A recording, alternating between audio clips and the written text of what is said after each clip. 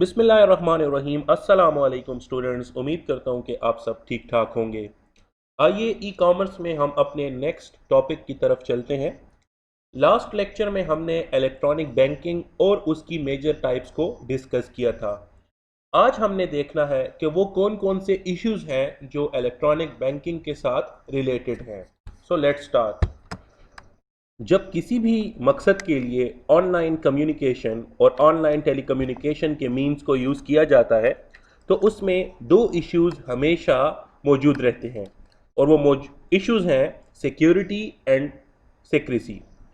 यही दोनों issues electronic banking के साथ भी एसोसिएटेड हैं। सिक्योरिटी क्या है? Let's read about it. Internet is accessible from anywhere in the world by unknown parties.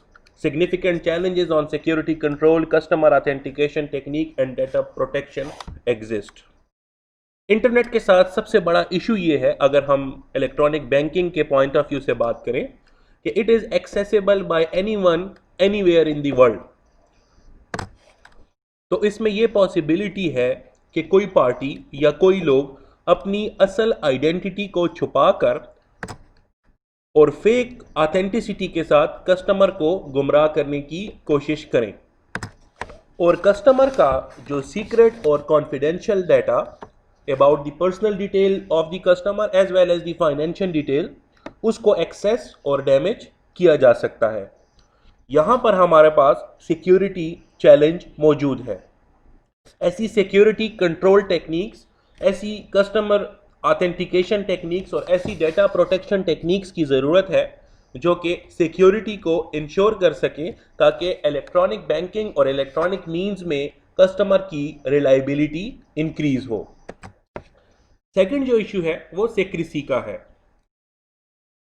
जो कि डायरेक्टली रिलेटेड है कस्टमर की प्राइवेसी से। जो प्राइवेट इंफॉर्मेशन कस्टमर से रिलेटेड या उसकी फाइनेंशियल स्टेटस से रिलेटेड मौजूद है उसको सिक्योर करना ये भी एक बहुत इंपॉर्टेंट चैलेंज है, क्योंकि अगर ये इंफॉर्मेशन किसी गलत या अनऑथेंटिक सोर्स तक एक्सेसिबल हो जाती है तो वो इसको अनफेयर मींस में यूज़ कर सकता है।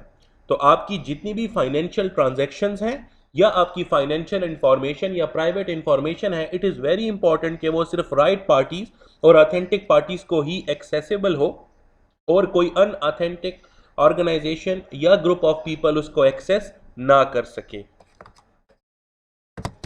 आइए सिक्योरिटी को हम डिटेल से देखते हैं।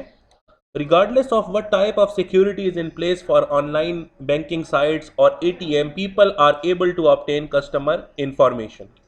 कहते हैं कि अगर अभी मौजूदा वक्त की बात की जाए तो जितने भी सिक्योरिटी के मैकेनिज्म प्लेस किए जाएं हमेशा उसको ब्रेक करने की कोशिश की जाती रही है और इसमें काफ़ी हद तक कामयाबी भी हासिल हुई है।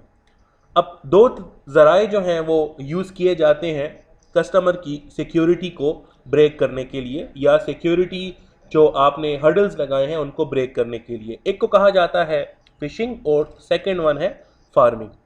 अब यहाँ पे दोनों की डेफिनेशन मौजूद है। फिशिंग से मुराद क्या है कि when someone tries to trick a customer into revealing sensitive information. जैसे फॉर एग्जांपल यहाँ मैं आपको एक एग्जांपल दूंगा कि आपको एक टेलीफोन कॉल जो है वो रिसीव होती है और उसमें आपको कहा जाता है कि हम एक आपके जो भी आपका बैंक है जहाँ पे आपका बैंक अकाउंट मौजूद है हम उसके नुमाइंदे बात कर रहे हैं और हमें फ़लाँ इंफॉर्मेशन जो है वो चाहिए, और आप इस धोखे में आके उसको अपनी इंफॉर्मेशन दे देते हैं।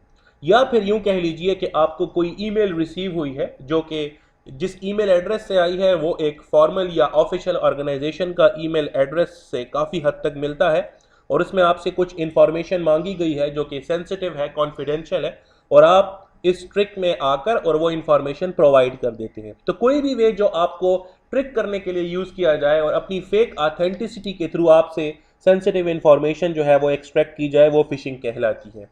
सेकेंड वन जो है वो फार्मिंग है, where malicious code is introduced in a computer, customer can become victims to identity theft। कि जिस वक्त आपके कंप्यूटर में कोई malicious कोड जो है वो डाल दिया जाता है and without letting you know आपकी सेंसिटिव इंफॉर्मेशन को एक्सेस कर लिया जाता है।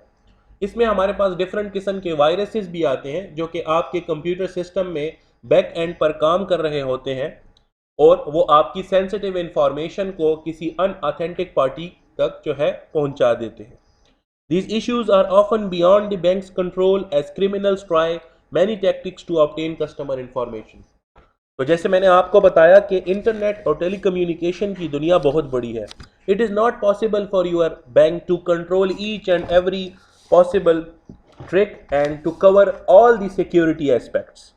At ATMs, thieves can also hack the system so your personal identification number, जिसको पिन कहा जाता है, and card number are stolen after you use them.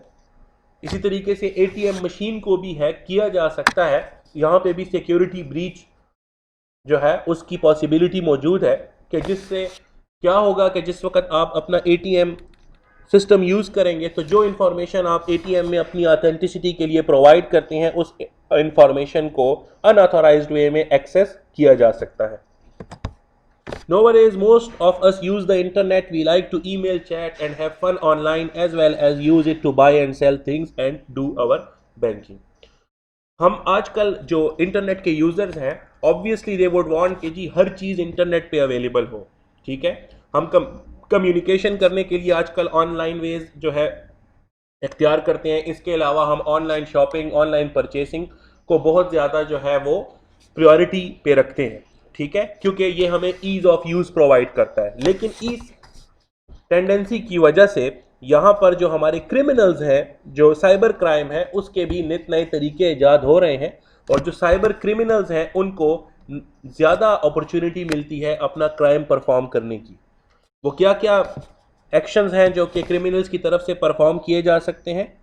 Infect your computer with spyware and steel your identity. For example, आपके computer को जो है वो virus से इन्फेक्ट किया जा सकता है और आपकी आइडेंटिटी को स्टील किया जा सकता है। यहाँ मैं एक्सप्लेन करना चाहूँगा स्पाईवेयर से क्या मुराद है। स्पाईवेयर से मुराद आपका कोई ऐसा सॉफ्टवेयर या जिसको हम वायरस भी कह सकते हैं जो कि मेलिशियस होता है और आपकी इंफॉर्मेशन जो है, personal information, private confidential information, उसको एक्सेस करके किसी थर्ड पार्टी तक पहुंचा सकता है। और आइडेंटिटी से क्या मुराद है, जैसे आप ATM मशीन जब यूज़ करते हैं तो जो आप उसको अपना पिन प्रोवाइड करते हैं वो आपकी आइडेंटिटी होती है, ठीक है। तो अगर वो किसी अनऑथराइज्ड पार्टी तक एक्सेसिबल हो जाए तो वो उसको अनफेयर मीन्स के लिए यूज़ कर सकता है। Mess up your computer with popups and viruses, right. कुछ हमारे पास ऐसे इश्यूज हैं जो कि हमें डैमेज ज़्यादा तो नहीं करते लेकिन बहुत इरिटेटिंग होती हैं। जैसे कि आप देखते हैं कि पॉपअप्स और वायरसेस जो कि फ्रीक्वेंटली अगर आपके सिस्टम में आकर होते हैं तो आपको बहुत ज़्यादा डिस्टर्ब करते हैं और आपकी नॉर्मल रूटीन को वो डिस्टर्ब करते हैं। Send you spam and scam emails, ठीक है। स्पैम और स्कैम ईमेल्स जो है उनकी जो सेवेरिटी है वो नॉर्मल से बहुत हाई तक हो सकती है, ठीक है। आपको ऐसी ईमेल्स के थ्रू ट्रिक करके आपकी इंफॉर्मेशन को एक्सेस किया जा सकता है। Trick you into visiting fake websites and handing over personal information, right. Fake website से मुराद ऐसी वेबसाइट जो कि किसी ऑर्गेनाइजेशन के नाम पर बनाई गई होती है बट वो उस ऑर्गेनाइजेशन को एक्चुअली प्रेजेंट नहीं करती।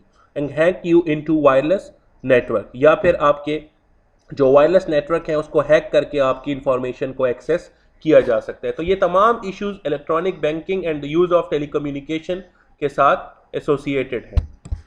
फर्दर सिक्योरिटी रिलेटेड प्रॉब्लम्स हम देखते हैं जिसमें सबसे पहला है customer service. Electronic banking also lakhs the one thing that most bank institutes thrive on, customer service. Electronic banking is conducted by the customer instead of a bank teller, so there is no face-to-face interaction. The customer must seek any additional services or help on by proactively contacting the bank. Some customers refuse to use these services because they feel that they are entitled to in-person customer service. एक बड़ा problem जो कि online banking के users को face करना पड़ता है वो है lack of face to face customer service. क्योंकि प्रॉब्लम यह है कि जब आप किसी कस्टमर या फिर आप अगर कस्टमर हैं और बैंक के नुमाइंदे से फ़ोन पे या ईमेल के थ्रू बात करते हैं, so some time it can be difficult to get a sense of what the other person is thinking and feeling, ठीक है। थोड़ा इस चीज़ को समझना जो है वो मुश्किल हो जाता है।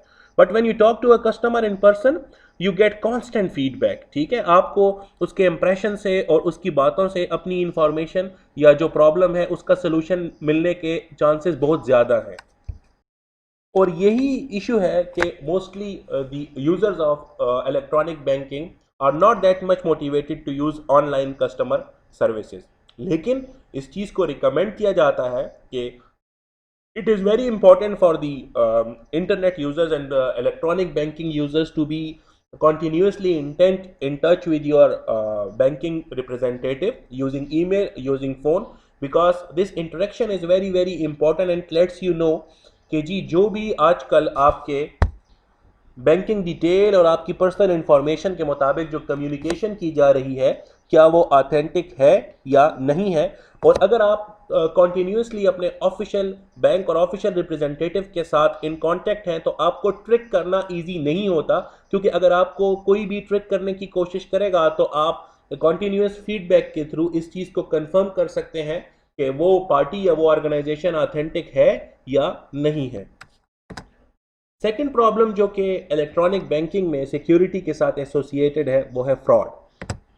क्योंकि ऑनलाइन बैंकिंग में आप जब भी कोई ट्रांजैक्शन परफॉर्म करते हैं तो उसको ऑथेंटिकेट किया जाता है यूजिंग योर आइडेंटिटी, ठीक है। कोई ऐसी सीक्रेट आइडेंटिटी या सीक्रेट इंफॉर्मेशन है जिसके थ्रू आपको ऑथेंटिकेट किया जाता है और जो भी ऑफिशियल ऑथराइज्ड ऑर्गेनाइजेशन है वो इस चीज़ को कंफर्म करती है कि जो ये ट्रांजैक्शन परफॉर्म या इनिशिएट कर रहा है वो ऑथेंटिक एंड ऑथराइज्ड है या नहीं।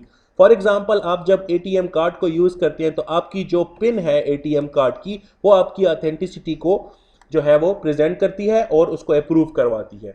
लेकिन प्रॉब्लम यह है कि वो सेंसिटिव इंफॉर्मेशन जिसकी बेस पे आपको ऑथेंटिकेट किया जाता है, अगर वो इंफॉर्मेशन किसी और अनऑथराइज्ड पार्टी या पर्सन तक पहुंच जाए तो वो उसको फ्रॉड के लिए यूज़ किया कर सकता है। क्योंकि अगर एक बैंक जो है, जैसे कि पहले बताया कि बैंक के लिए सिक्योरिटी के हर पॉसिबल एस्पेक्ट को कवर करना पॉसिबल नहीं है। So if somebody is using ATM and trying to withdraw money using the PIN given to you, so it's not possible for the bank कि जी वो इसको on spot जो है वो identify कर सकें कि this is not you, okay? अब बात करते हैं सेक्रेसी की, बैंक सेक्रेसी या बैंक प्राइवेसी की। आप जब भी किसी बैंक में अपना अकाउंट ओपन करते हैं या किसी बैंक के साथ फाइनेंशियल ट्रांजैक्शन के सिलसिले में आप कनेक्ट होते हैं तो उस बैंक के कुछ प्राइवेसी प्रिंसिपल्स होते हैं जिसके तहत the bank is bound not to lose your confidential information, not to give your private and confidential information to anyone, ठीक है। आपकी जितनी भी सेंसिटिव इंफॉर्मेशन है जो किसी भी बैंक में पड़ी हुई है वो आप लीगली, आपसे मुराद वो आपका बैंक लीगली किसी को नहीं प्रोवाइड कर सकता, और अगर वो ऐसा करता है so that is an illegal thing. Her bank की अपनी data protection and data privacy की पॉलिसीज होती हैं और जब आप उस बैंक के साथ एसोसिएट हो जाते हो तो आपको टर्म्स एंड कंडीशन प्रोवाइड किए जाते हैं जिसकी बेस पर आपके साथ कम्युनिकेशन की जाएगी, और उन टर्म्स एंड कंडीशन में ये क्लियरली गिवन होता है कि कौन कौन सी डेटा प्रोटेक्शन एंड प्राइवेसी की पॉलिसीज को अडॉप्ट किया जाएगा और कैसे ये इंश्योर किया जाएगा कि आपकी इंफॉर्मेशन जो है वो किसी अनऑथराइज्ड इलीगल थर्ड पार्टी तक एक्सेसिबल ना हो। ये कुछ रिकमेंडेशंस हैं जो कि इलेक्ट्रॉनिक बैंकिंग के यूजर्स को सिक्योरिटी एंड सेक्रेसी को इंश्योर करने के लिए प्रोवाइड की जा रही हैं। सबसे पहले तो आपने ये इंश्योर करना है कि इंटरनेट को एक्सेस करने के लिए जो ब्राउज़र आप इस्तेमाल कर रहे हैं वो एक रेप्यूटेड ऑर्गेनाइजेशन की जानिब से बनाया गया हो और किसी सस्पिशियस सॉफ्टवेयर डेवलपमेंट ऑर्गेनाइजेशन की तरफ से ना हो। इसके अलावा आपने ये इंश्योर करना है कि आपके जो सिस्टम की फायरवॉल है और जो आपने एंटीवायरस जो स्पाईवेयर इंस्टॉल किए हुए हैं वो एक्टिव हों और आपकी इंफॉर्मेशन को चोरी होने से बचा सकें। सेकंड, एक बहुत इंपॉर्टेंट जो रिकमेंडेशन है कि आपको with the passage of time अपने पासवर्ड को चेंज करना है। पीरियोडिकली हर कुछ टाइम के बाद आप अपने पासवर्ड को चेंज करें। और इसके अलावा थर्ड रिकमेंडेशन ये है कि save all your transaction statement as a proof if any matters arising later, कि आप जब भी कोई ट्रांजैक्शन परफॉर्म करें उसका प्रूफ अपने पास ज़रूर रखें ताकि बाद में आप उसको क्लेम कर सकें, राइट। फोर्थ आपके लिए रिकमेंडेशन ये है कि अपनी पिन और पर्सनल इंफॉर्मेशन को कभी भी किसी को रिवील ना करें, ठीक है।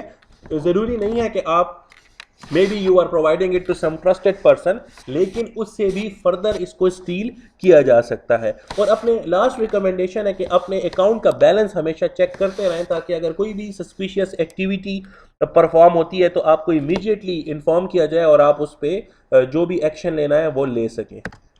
डियर स्टूडेंट्स, ये फिगर जो आपके सामने मौजूद है, ये OSF डेटा लॉस डेटाबेस की बेस पर ये इंफॉर्मेशन और ये डाटा कलेक्ट करके आपको ये फिगर प्रेजेंट किया जा रहा है, जिसमें आपको बताया जा रहा है कि किस फील्ड या किस डोमेन में कितने ज़्यादा डाटा ब्रीचेस और आइडेंटिटी एक्सपोज्ड या जिसको आइडेंटिटी थेफ्ट कहते हैं वो अकर हुए हैं। आप देख सकते हैं कि कुछ डोमेन ऐसे हैं जिसमें data breaches and identity exposed के जो केसेस हैं वो बहुत ज़्यादा हैं।